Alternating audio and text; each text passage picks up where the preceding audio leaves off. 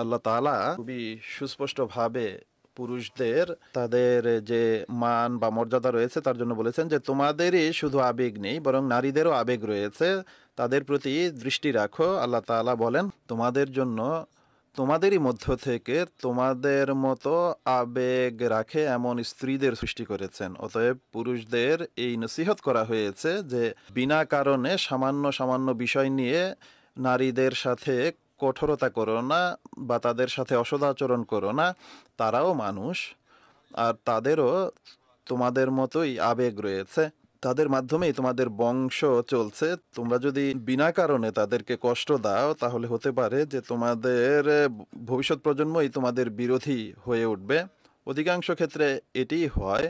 আমার কাছে বহু এমন বিষয় আসে যেখানে পুরুষের অন্যায়ের কারণে যখন কিনা নারী আনুগত্য প্রদর্শনকারী হলেও পুরুষ নিজ ইচ্ছা বা বাসনা পূর্ণ করার জন্য বা নিজের আমিত্বের কারণে অনেক সময় অন্যায় করে বসে, এর ফলে এরপর সন্তানদের উপর এর মন্দ প্রভাব পড়ে।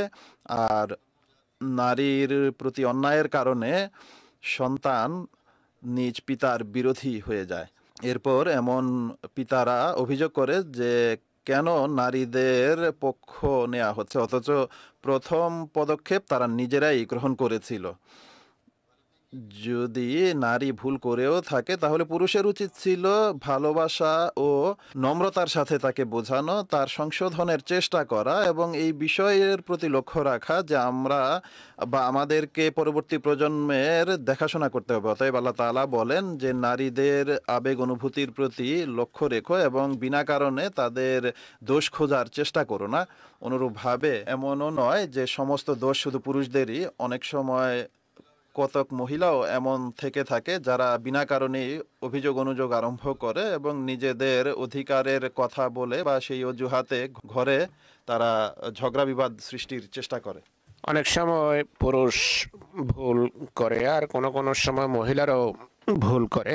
এ কারণে আল্লাহ তাআলা নরনারী উভয়কে বলেছেন তোমাদের উভয়েরই আবেগ অনুভূতি আছে, উভয়কে আল্লাহ তাআলা আবেগ অনুভূতি দিয়েছেন যেন একে অন্যকে মূল্যায়ন করতে শিখো। তেমন নারী যারা বিনা কারণে তুচ্ছাতি তুচ্ছ বিষয় নিয়ে ঘরে ফিতনা অশান্তি সৃষ্টি করে তাদের দেখা উচিত, ভাবা উচিত যে তাকওয়া কাকে বলে।